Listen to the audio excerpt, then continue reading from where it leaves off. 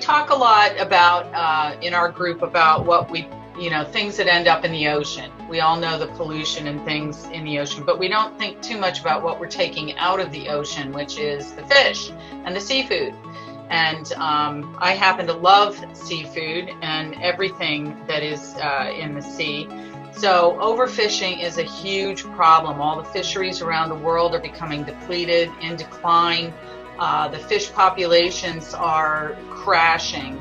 And yet more and more people are eating fish, so the demand for them is even more.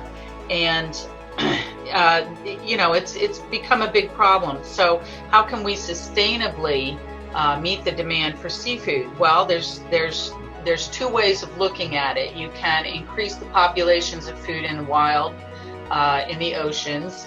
And one way that they're doing that, the Environmental Defense Fund, they have an approach to allow the populations of fish to recover in numbers by using catch shares. And basically, they talk the fishermen in the fisheries into limiting their catches, and then they all get a piece of it, and so they have security in their income. It creates less overfishing. It decreases the bycatch because traditional management, they're out there catching everything they can and as quickly as they can. So it improves fishermen's safety. It improves the fact that they catch fewer bycatch fish, and it allows them to regrow the populations naturally, and then they can increase their catch limits as their populations grow. So it's kind of this cycle of allowing natural rebuilding. So that's one way of dealing with it. And the other way is to fish farm.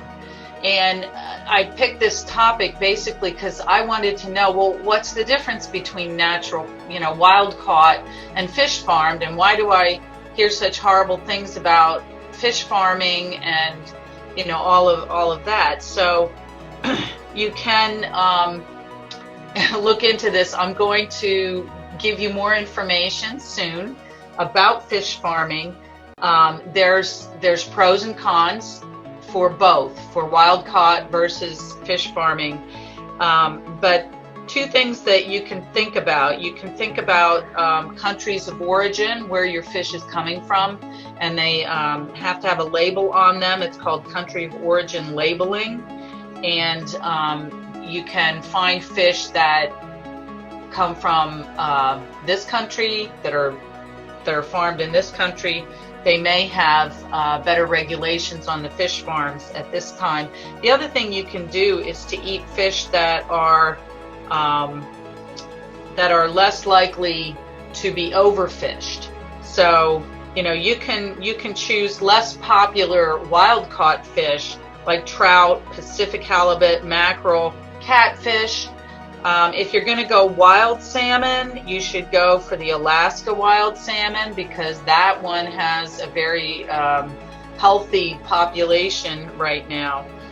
The worst fish that you can buy, I found on the Environmental Defense Fund website, they have the best ecological choices for fish, the worst ecological choices for fish, and they're looking at how they're sustainably either caught or how they're sustainably farmed. And the worst fish were Atlantic halibut, orange roughy, and all kinds of snapper.